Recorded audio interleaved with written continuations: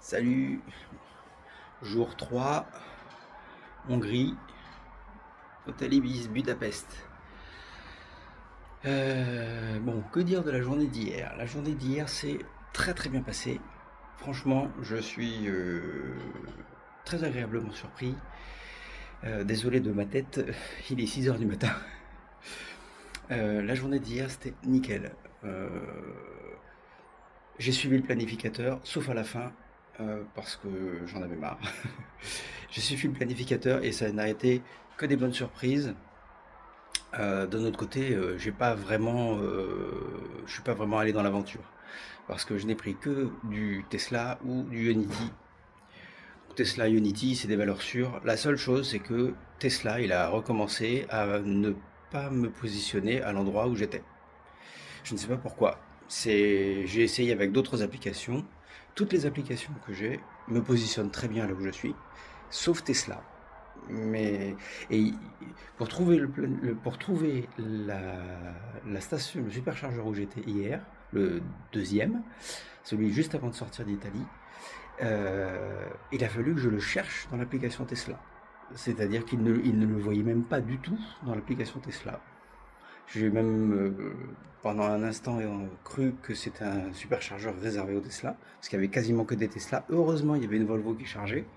S'il n'y avait pas eu de Volvo qui chargeait, j'avoue que j'aurais eu un énorme doute.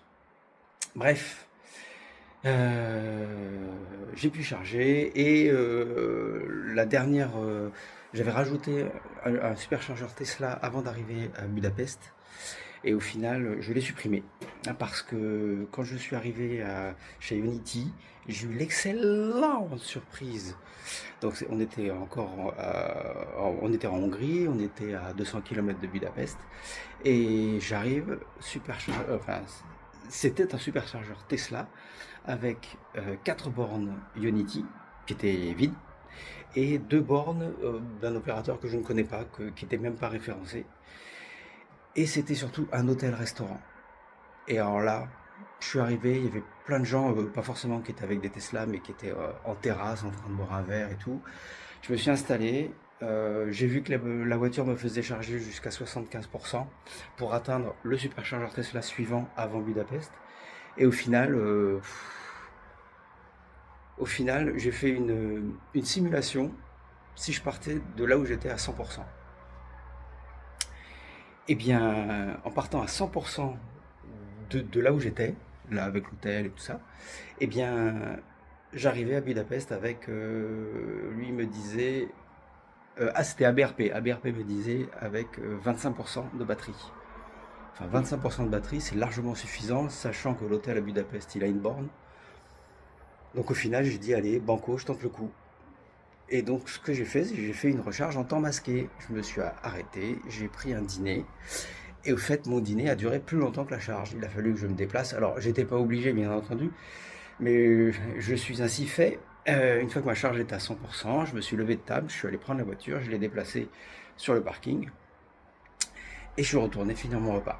Et en fait, avant même d'avoir mon assiette sur la table, la voiture était déjà à 95%. Donc le tout, cette aventure-là a duré un peu plus de 50 minutes. Un peu plus de 50 minutes, j'avais la batterie à 95%. En étant arrivé à une vingtaine de pourcents, je sais plus.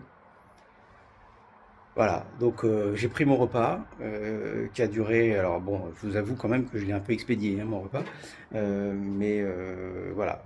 C'est jusqu'à présent ce que je peux retenir et ce que je peux partager. C'est que mes pauses recharge sont beaucoup plus stressantes et rapides que celles qu'on faisait quand on y allait en Volvo. Quand on y allait en Volvo, quand on s'arrêtait vraiment et on se reposait. Là, j'ai l'impression de courir, hein. J'ai l'impression de courir, prendre mon café, l'avaler, me le jeter derrière la cravate et puis retourner à la voiture pour repartir.